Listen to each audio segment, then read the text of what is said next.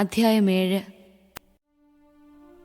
പ്രധാന പുരോഹിതൻ ചോദിച്ചു, ഇതെല്ലാം സത്യമാണോ? അവൻ പ്രതിവചിച്ചു, സഹോദരന്മാരെ, പിതാക്കന്മാരെ, കേട്ടുകൊള്ളുവിൻ.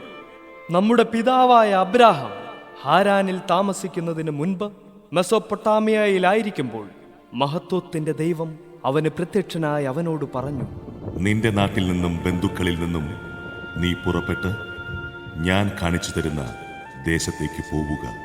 അവൻ കൽദായ ദേശത്തു നിന്നും പുറപ്പെട്ട് ഹാരാനിൽ താമസമാക്കി. പിതാവിന്റെ മരണത്തിനു ശേഷം അവിടെ നിന്ന് നിങ്ങളിപ്പോൾ വസിക്കുന്ന ഈ ദേശത്തേക്ക് ദൈവം അവനെ കൊണ്ടുവന്നു. എങ്കിലും അവിടുന്ന് അവന് ഒരവകാശവും ഒരടി സ്ഥലം പോലും കൊടുത്തില്ല. എന്നാൽ ഈ ദേശം അവനും പിൻതലമുറയ്ക്കും അവകാശമായി നൽകുമെന്ന് അവന് സന്താനമില്ലാതിരിക്കുമ്പോൾ തന്നെ അവിടുന്ന് വാഗ്ദാനം ചെയ്തു. അവന്റെ സന്താനങ്ങൾ മറ്റുള്ളവരുടെ ദേശത്ത് പ്രവാസികളായിരിക്കുമെന്നും അവരെ വിദേശികൾ 400 വർഷത്തേക്ക് അടിമകളായി പീഡിപ്പിക്കുമെന്നും ദൈവം പറഞ്ഞു. ദൈവം വീണ്ടും പറഞ്ഞു, അവർ സേവിക്കുന്ന ജനതയെ ഞാൻ വിധിക്കും. അതിനുശേഷം അവർ പുറപ്പെട്ട് ഈ സ്ഥലത്ത് വന്ന് എന്നെ ആരാധിക്കുകയും ചെയ്യും. പിന്നെ അവിടുന്ന് അവനുമായി പരിച്ഛേദനത്തിന്റെ ഉടമ്പടി ചെയ്തു. അബ്രാഹത്തിൽ നിന്ന് ഇസഹാക്ക് ജനിച്ചു. 8-ാം ദിവസം അവനെ പരിച്ഛേദനം ചെയ്തു. ഇസഹാക്കിൽ നിന്ന് യാക്കോബും യാക്കോബിൽ നിന്ന് 12 ഗോത്രപിതാക്കന്മാരും ജനിച്ചു. ഈ ഗോത്രപിതാക്കന്മാർ അസൂയ കൊണ്ട് ജോസഫിനെ ഈജിപ്തുകാർക്ക് വിറ്റു. എന്നാൽ ദൈവം അവനോട് കൂടെയുണ്ടായിരുന്നു. അവിടുന്ന് അവനെ എല്ലാ ദുരിതങ്ങളിൽ നിന്നും സംരക്ഷിച്ചു. ഈജിപ്തിലെ രാജാവായ ഫറവോയുടെ മുമ്പിൽ അവനെ സമ്മതനും ജ്ഞാനിയുമാക്കി. രാജാവ് അവനെ ഈജിപ്തിൻ്റെയും തൻ്റെ ഭവനം മുഴുവൻ്റെയും മേൽ ഭരണാധികാരിയായി നിയമിച്ചു. അങ്ങനെയിരിക്കെ ഈജിപ്തിലും കാനാനിലും ക്ഷാമവും വലിയ കഷ്ടതയുമുണ്ടായി. നമ്മുടെ പിതാക്കന്മാർക്ക് ഭക്ഷ്യസാധനങ്ങൾ ഇല്ലാതെ വന്നു. ഈജിപ്തിൽ ധാന്യമുണ്ടെന്ന് കേട്ട് യാക്കോബ് നമ്മുടെ പിതാക്കന്മാരെ അങ്ങോട്ടയച്ചു. അവർ 2-ാം പ്രാവശ്യം ചെന്നപ്പോൾ ജോസഫ് സഹോദരന്മാർക്ക് തന്നെ വെളിപ്പെടുത്തി. ജോസഫിന്റെ കുടുംബത്തെക്കുറിച്ച് ഫറവോയും മനസ്സിലാക്കി. ജോസഫ് ആളയച്ച് പിതാവായ യാക്കോബിനെയും അവന്റെ എല്ലാ ബന്ധുക്കളെയും വരുത്തി. അവർ 75 പേരുണ്ടായിരുന്നു. യാക്കോബ് ഈജിപ്തിലേക്ക് പോയി. അവനും നമ്മുടെ പിതാക്കന്മാരും മരിച്ചു. അവരെ ഷെക്കെമിലേക്ക് കൊണ്ടുവന്ന് കല്ലറയിൽ സംസ്കരിച്ചു. ഈ കല്ലറ അബ്രാഹാം ഷെക്കെമിലെ എമോറിന്റെ പുത്രന്മാരിൽ നിന്ന് വെള്ളി നാണയങ്ങൾ കൊടുത്തു വാങ്ങിയതാണ്. അബ്രാഹത്തോട് ദൈവം ചെയ്ത വാഗ്ദാനം പൂർത്തിയാകാറായപ്പോൾ ഈജിപ്തിൽ ജനം വളർന്നു പെരുകി. അവസാനം ജോസഫിനെ അറിയാത്ത ഒരു രാജാവ് അവിടെ അധികാരത്തിൽ വന്നു. അവൻ നമ്മുടെ വംശത്തെ വഞ്ചിച്ചുകൊണ്ട് പിതാക്കന്മാരോട് ക്രൂരമായി പെരുമാറി. ശിശുക്കൾ ജീവിക്കാതിരിക്കാൻ അവരെ പുറത്തെറിഞ്ഞു കളയുന്നതിന് നിർബന്ധിച്ചു. ഈ കാലത്ത് മോശ ജനിച്ചു. അവൻ ദൈവത്തിന് പ്രിയങ്കരനായിരുന്നു. 3 മാസത്തോളം പിതൃഭവനത്തിൽ അവൻ വളർന്നു. പുറത്തെറിയപ്പെട്ട അവനെ ഫറവോയുടെ പുത്രി എടുത്ത് സ്വന്തം മകനായി വളർത്തി. ഈജിപ്തുകാരുടെ എല്ലാ വിജ്ഞാനവും മോശ നേടി.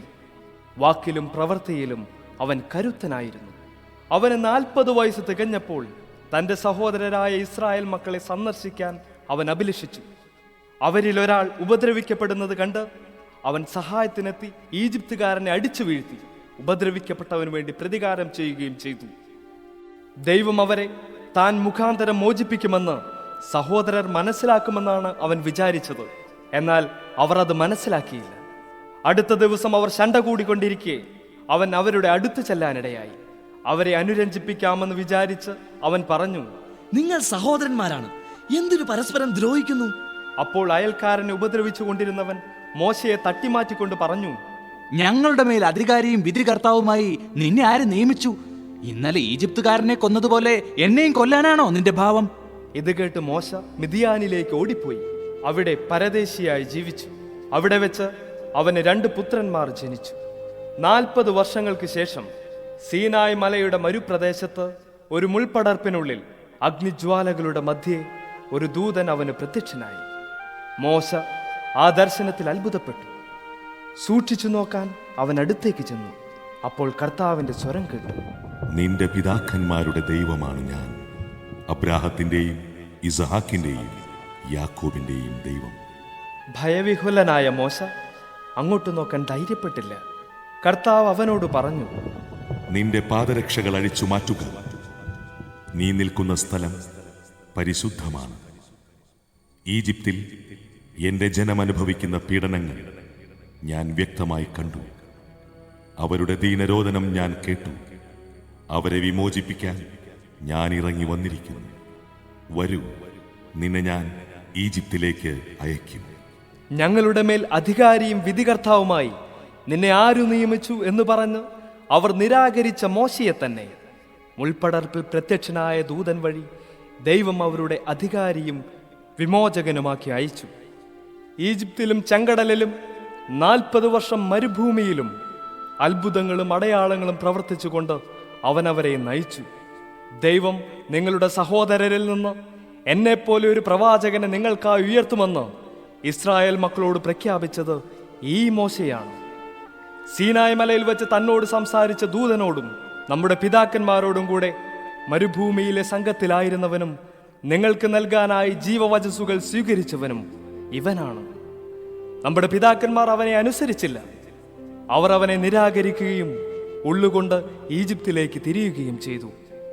അവർ അഹ്റോനോട് ആവശ്യപ്പെട്ടു, ഞങ്ങളെ നയിക്കാൻ ദേവന്മാരെ നിർമ്മിച്ചു തരിക. ഞങ്ങളെ ഈജിപ്തിൽ നിന്ന് നയിച്ചു കൊണ്ടുവന്ന മോശയുണ്ടല്ലോ, അവൻ എന്ത് സംഭവിച്ചു എന്ന് അറിഞ്ഞുകൂടാ. അവർ ആ ദിവസങ്ങളിൽ ഒരു കാളക്കുട്ടിയെ നിർമ്മിച്ച് ആ വിഗ്രഹത്തിന് ബലിയർപ്പിച്ചു. സ്വന്തം കരവേലകളിൽ അവർ ആഹ്ലാദ പ്രകടനം നടത്തി. ദൈവം അവരിൽ നിന്ന് മുഖം തിരിക്കുകയും ആകാശശക്തികളെ ആരാധിക്കാൻ അവരെ കൈവെടിയുകയും ചെയ്തു. പ്രവാചകന്മാരുടെ പുസ്തകത്തിൽ ഇപ്രകാരം രേഖപ്പെടുത്തിയിരിക്കുന്നു: ഇസ്രായേൽ ഭവനമേ, 40 വർഷം മരുഭൂമിയിൽ നിങ്ങൾ എനിക്ക് ബലിമൃഗങ്ങളെ നൽകുകയോ ബലികൾ അർപ്പിക്കുകയോ ചെയ്തിട്ടുണ്ടോ? ആരാധിക്കാനായി നിങ്ങൾ നിർമ്മിച്ച ബിംബങ്ങളായ മൊളോക്കിന്റെ കൂടാരവും റോംഫാദേവന്റെ നക്ഷത്രവും നിങ്ങൾ ചുമന്നുകൊണ്ട് നടന്നു. ബാബിലോണിനും അപ്പുറത്തേക്ക് നിങ്ങളെ ഞാൻ നാടുകടത്തും. മരുഭൂമിയിൽ നമ്മുടെ പിതാക്കന്മാർക്ക് ഒരു സാക്ഷ്യ കൂടാരമുണ്ടായിരുന്നു. മോശ കണ്ട മാതൃകയിൽ നിർമ്മിക്കണമെന്ന് ദൈവം അവനോട് കൽപ്പിച്ചതനുസരിച്ച് തീർത്ത കൂടാരം. തങ്ങളുടെ മുമ്പിൽ നിന്ന് ദൈവം ബഹിഷ്കരിച്ച വിജാതീയരുടെ ഭൂമിയിലേക്ക് നമ്മുടെ പിതാക്കന്മാർ ജോഷയുമൊത്ത് പ്രവേശിച്ചപ്പോൾ അത് കൂടെ കൊണ്ടുപോന്നു. ദാവീദിന്റെ കാലം വരെ അത് അവിടെയുണ്ടായിരുന്നു. ദൈവം അവനിൽ പ്രസാദിച്ചു. യാക്കോബിന്റെ ദൈവത്തിനായി ഒരാലയം പണിയാൻ അവൻ അനുവാദം അപേക്ഷിച്ചു. എങ്കിലും സോളമനാണ് അവിടുത്തേക്ക് ആലയം പണിയിച്ചത്. എന്നാൽ കരങ്ങളാൽ നിർമ്മിതമായ ഭവനങ്ങളിൽ അത്യുന്നതൻ വസിക്കുന്നില്ല. പ്രവാചകൻ ഇപ്രകാരം പറയുന്നു: സ്വർഗം എന്റെ സിംഹാസനം, ഭൂമി എന്റെ പാദപീഠവും.